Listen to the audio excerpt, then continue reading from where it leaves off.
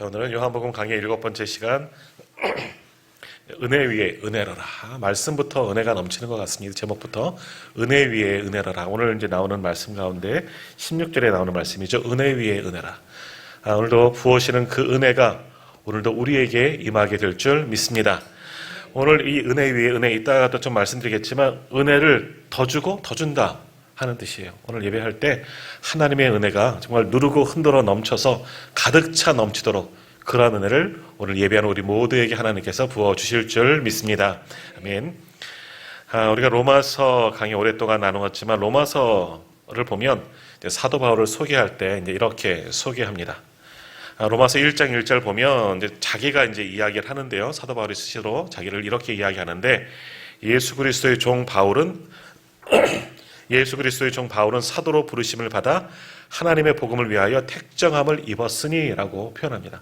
그러니까 나에 대해서 이야기하는 건데 나는 어떤 사람이냐. 나 바울은 예수 그리스도의 종 바울은 사도로 부르심을 받았다. 하나님의 복음을 위하여 택정함을 입었다라고 자기 스스로를 그렇게 소개하고 있습니다. 자, 1장 1절 이게 굉장히 중요한데요. 여기에는 사도 바울을 가리키는 용어 3가지가 이제 나오는데요. 순서대로 보면 우리말 성경에 예수 그리스도의 종이 하나가 나오고요. 또 바울 나오고 그리고 사도라는 그런 호칭이 나옵니다. 3가지. 종, 바울, 사도라는 그런 사도 바울을 지칭하는 그런 용어들이 로마서 1장 1절에 나오죠. 자, 이 3 단어의 뜻이 굉장히 중요한데 하나씩 좀 살펴보겠습니다.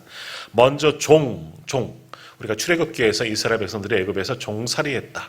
노예라는 거죠. 헬라어로 이제 헬라가 이제 그 신약 성경에는 헬라어로 기록되었으니까 헬라어가 좀 중요한데 헬라어로는 아마 들어보셨을 거예요. 둘로스. 그러니까 우리가 둘로스라는 말은 많이 또 요즘에도 써요. 그 어떤 찬양팀 이름을 만들 때도 둘로스 찬양단. 그러니까 종 찬양단이에요. 노예 찬양단. 뭐 히브리 노예들도 아니고 뭐 그런 이름이가 있는데 종이란 뜻이 둘로스라는 그런 뜻이 있습니다. 완전 노예예요. 우리가 생각하고 있는 우리 한국 전통에 있는 그런 종의 개념이 아니라 완전한 노예. 완전히 종의 주인에게 굴복하고 복종할 수밖에 없는 노예. 말하는 짐승과 같은 노예. 그것이 둘로스라는 의미를 가지고 있습니다. 또 그 다음 또 바울이 나오죠. 바울은 사도 바울의 이름이에요. 이름. 근데 이 바울은 작은 사람, 작은 자라는 그런 뜻을 가지고 있는 거 다 아실 거예요. 근데 원래는 이 바울이 파우오, 그러니까 그 헬라어로도 바울을 파울로스라고 이렇게 보통 표현하거든요. 이 단어가 어디서 왔느냐? 파우오라는 그런 단어에서 왔는데 이 파우오라는 단어는 뭐냐? 단념하다. 완전히 포기하고 단념하는 거예요. 이것에서 나왔다는 거죠. 이 바울의 원래 이름은 사울입니다. 사울은 무슨 뜻이죠? 큰 사람, 완전히 반대되는 용어 아니겠습니까? 사울은 큰 사람이에요. 사울 하면 또 우리가 생각나는 사람이 누가 있습니까? 이스라엘의 첫 번째 왕이었던 사울이죠.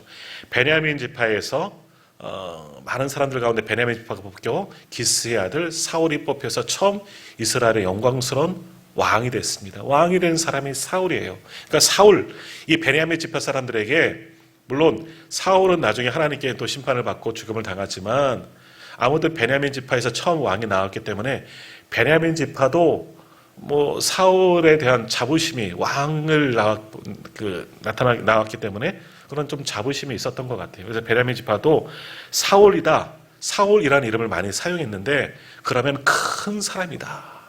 아주 위대한 사람이다. 이런 식으로 사울이라는 이름을 사용했다는 겁니다. 그러니까 이 바울도 원래 이름은 사울이었다는 것은 그만큼 너는 큰 사람이 되어라 하는 뜻으로 바울의 부모가 이 사울로 아마 그런 이름을 짓지는 않았나 그런 생각들을 해보게 됩니다. 이 사도 바울도 베냐민 지파 사람이잖아요. 베냐민 지파에서 첫 번째 왕이었던 사울 왕과 똑같은 이름을 가진 사람이에요. 그러니까 그만큼 너도 높임받는 사람이 되고 큰 사람이 되어라 하고 그 이름을 지어줬다는 거예요.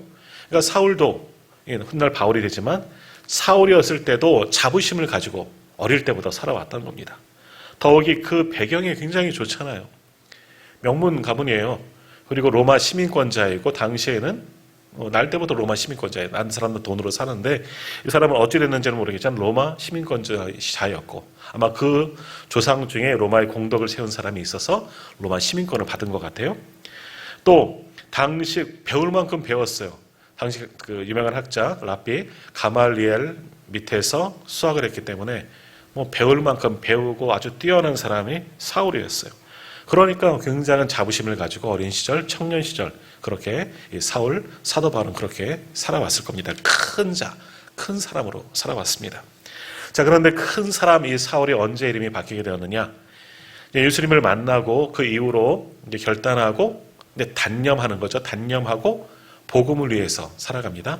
그다음 1차 선교 여행을 나가면서 그때부터 큰 사람 사울이 아니라 작은 사람 바울로 이름이 바뀌게 되는 겁니다. 아까 바울이라는 이름 뜻 파울로스가 이제 파워, 단념하다라는 뜻에서 나왔다 그랬잖아요. 내가 이제는 큰 사람인 것을 단념하고 포기하고 체념하고 버려버리고 나는 이제 복음을 위해서 작은 자가 되겠다. 바울로 이름을 바뀌게 되는 겁니다. 이제부터는 작은 사람. 하나님 앞에 내가 얼마나 작은 사람인지. 예수님을 만나기 이전에 내가 큰 사람 사울인 줄 알았는데 예수님을 만났더니 주님을 만났더니 내가 주님 앞에 얼마나 작은 자인지 깨닫고 이제 그 이후로는 1차 선교 여행 그 이후로는 바울로 성경에 기록되고 자기도 그렇게 바울로 나는 작은 자입니다. 주님 앞에 작은 자입니다. 큰 사람인 것을 단념하고 포기하고 나는 작은 자로 살겠습니다 하는 이름이 바로 바울이라는 그런 이름의 뜻에 담겨진 뜻입니다. 바울은 단념하다, 작은 사람이다 하는 것을 깨닫는 거죠. 그러니까 바울은 종이었고 작은 자이다 하는 거죠. 또 하나 사도라는 말이 나오죠. 사도는 아포스톨로스라는 말인데 이 말은 뭐냐? 주님의 뜻에 의해 주님에 의해서 선택받아서 주님으로부터 보냄받은 사람. 그러니까 사도라는 뜻은 원래 보냄받은 사람이라는 뜻이에요. 아포스톨로스, 보냄받은 사람. 누구에 의해서? 주님에 의해서. 그래서 로마서 1장 1절에도 끝에 보면 하나님의 복음을 위하여 택정함을 입었다 하는 것이 바로 여기에 같은 뜻이 되는 거죠. 하나님에 의해서 많은 사람들 가운데 선택되어져서 주님의 복음을 전하는 자로 보냄받은 사도가 되었다. 사도가 되었다는 거예요.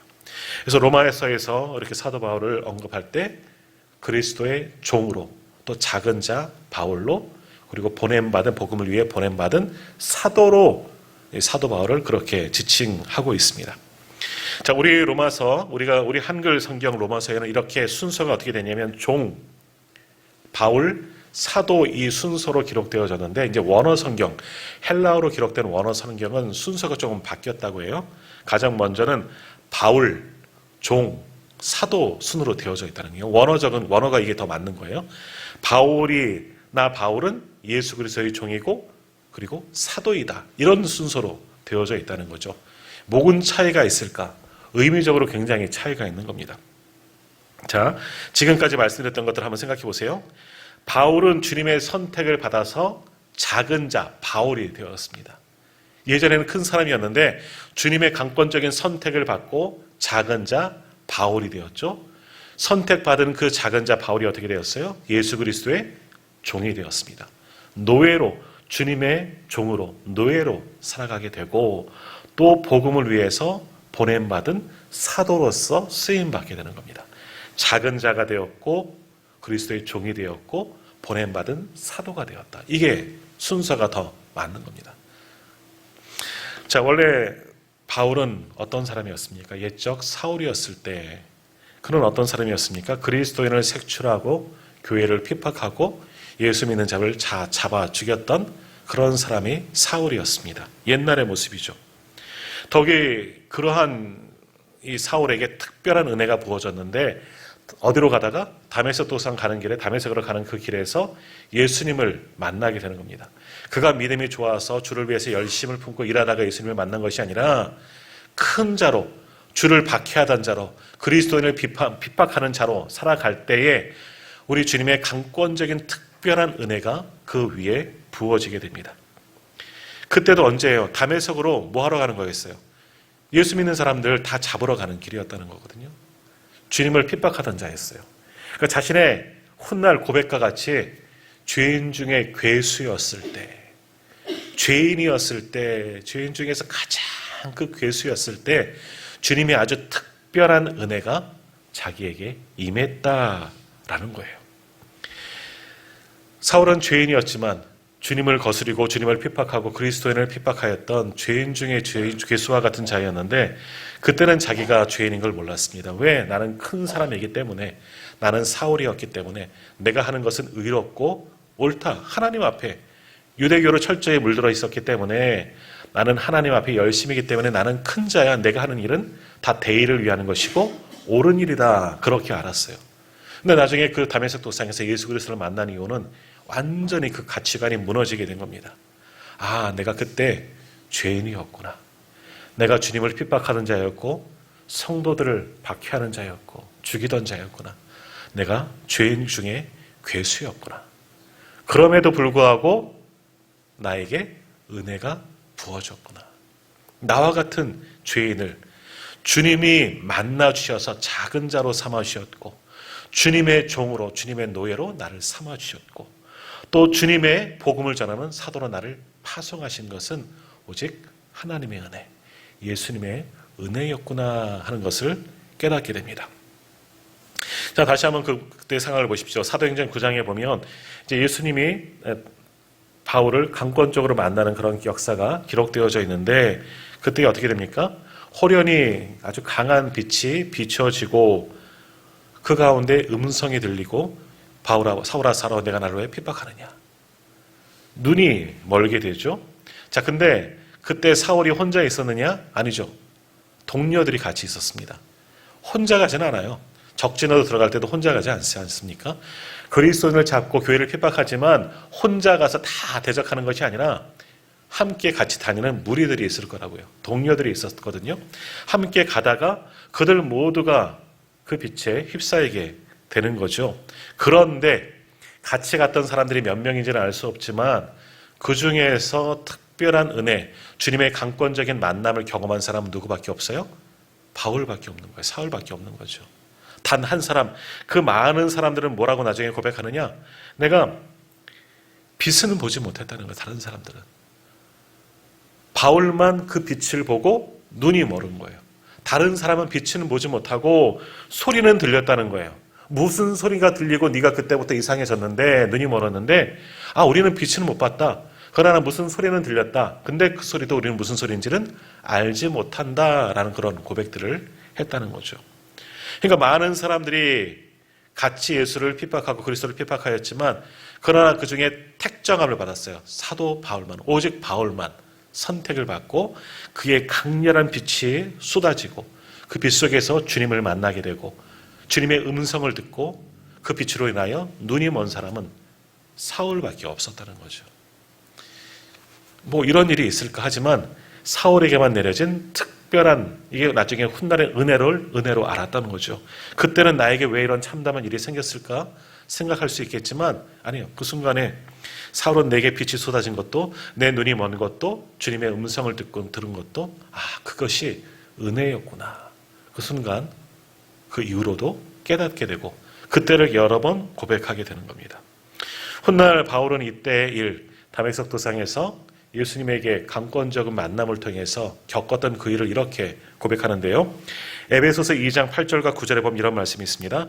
너희는 그 은혜에 의하여 믿음으로 말미암아 구원을 받았으니 이것은 너희에게서 나는 것이 아니요 하나님의 선물이라. 행위에서 나는 것이 아니니 이는 누구든지 자랑하지 못하게 함이라 라고 말씀합니다. 이건 자기 이야기예요. 결국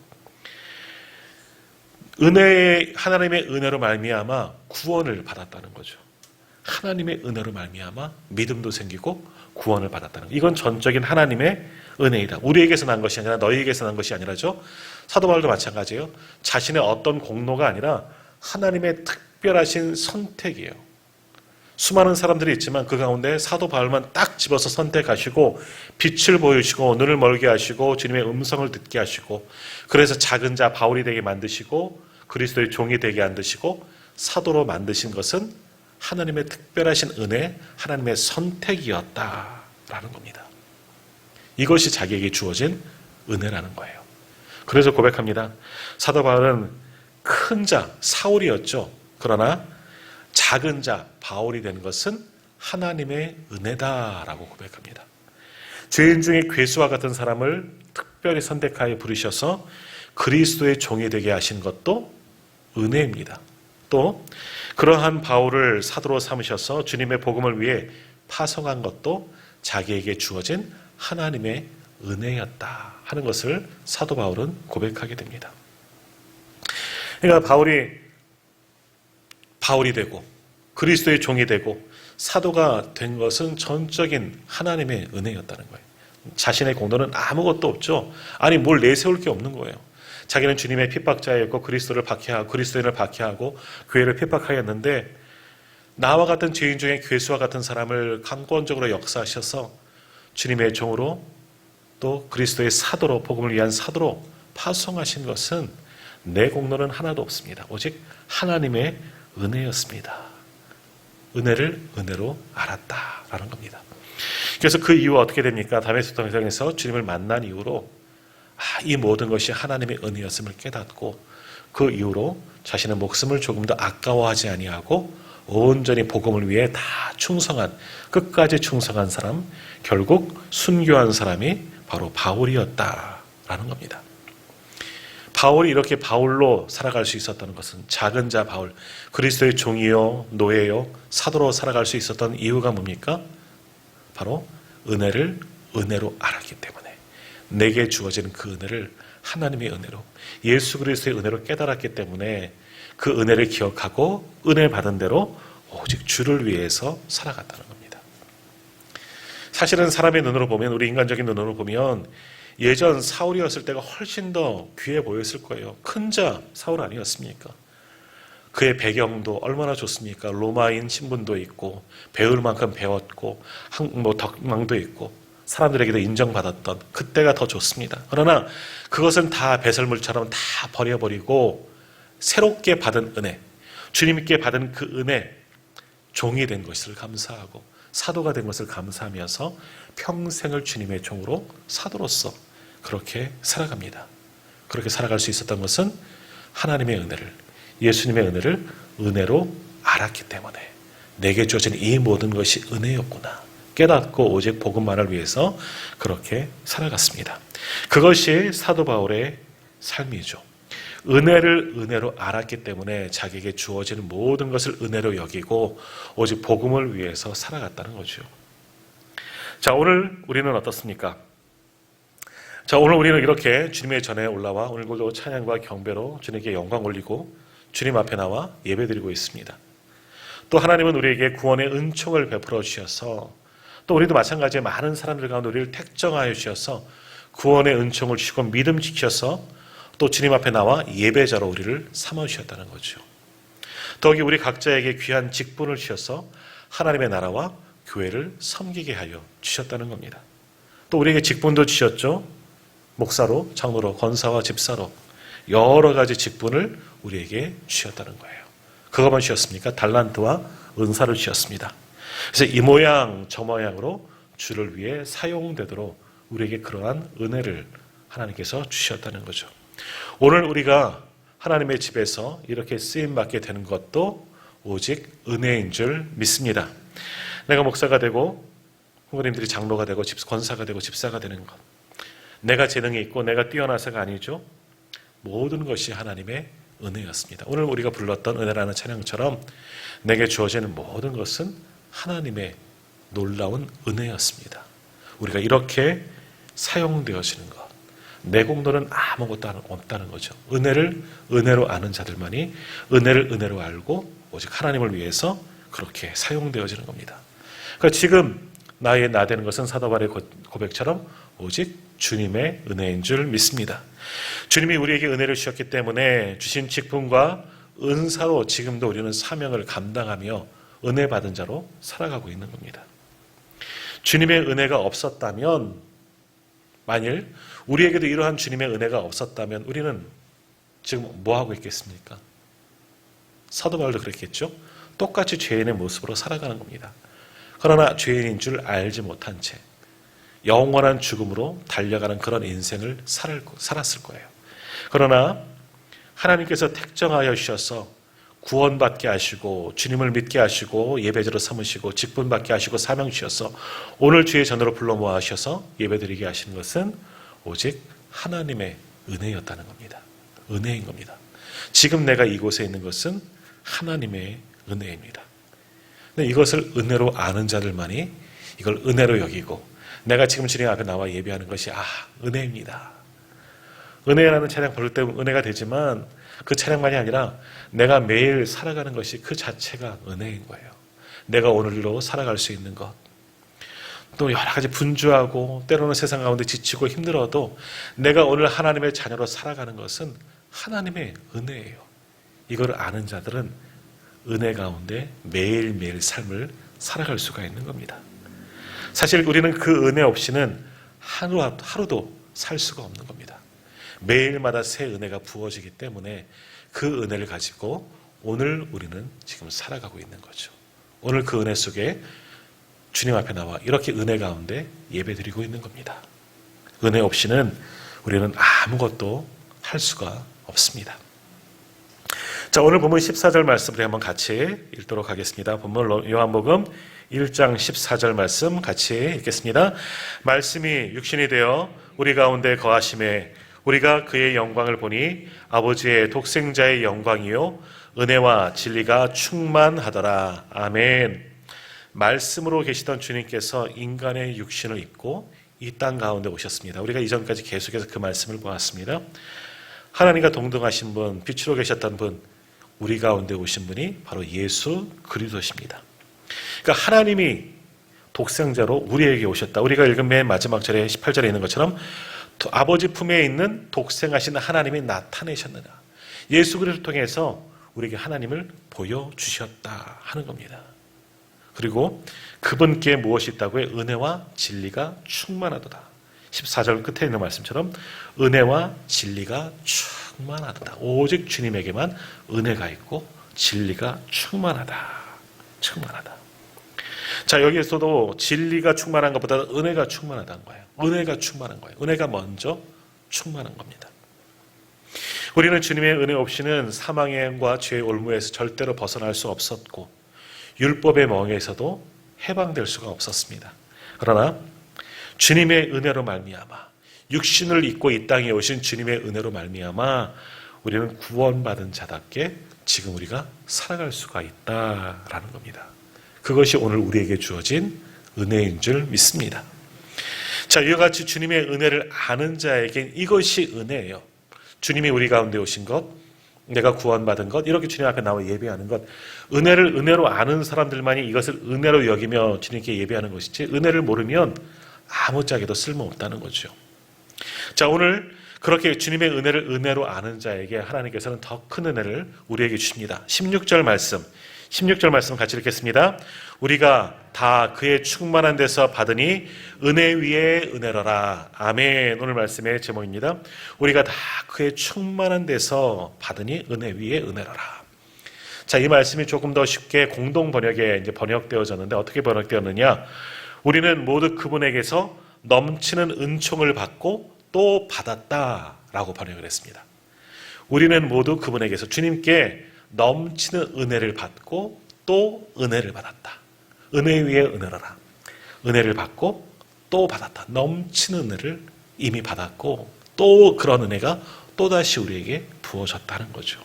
그러니까 뭐예요? 오늘 16절에 보니까 뭐니까 우리의 삶은 매일마다 주님의 은혜가 부어진다는 겁니다. 매일마다 처음 그 은혜만 있는 것이 아니라 처음 나의 첫사랑 그때만 은혜가 주어진 것이 아니라 우리의 삶, 은혜 받은 자들에게는 매일매일 새로운 은혜가 은혜 위에 은혜라라. 매일마다 충만한 은혜가 또 부어지고 또 부어지고 또 부어지는 삶을 살아간다는 거예요. 오늘 날마다 그리는 그 은혜를 받으며 지금 살아가는 거예요. 그러니까 얼마나 은혜예요.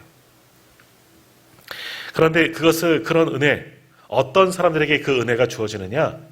은혜를 은혜로 아는 사람들이에요. 그러니까 오늘 말씀의 주제는 그거예요. 내가 은혜를 은혜로 알고 있느냐? 믿고 있느냐? 아니면 은혜를 은혜답지 못하게 알고 있느냐? 은혜도 모르느냐? 이런 거죠. 오늘 내게 주어지는 모든 것, 오늘 은혜라는 찬양 불렀던 것처럼 내가 이 땅을 살아가는 모든 것, 오늘 하루도 숨쉬고 찬양하고 지금 경배하고 예배하고 있는 모든 것도 우리에게 부어지는 하나님의 특별한 은혜라는 거예요.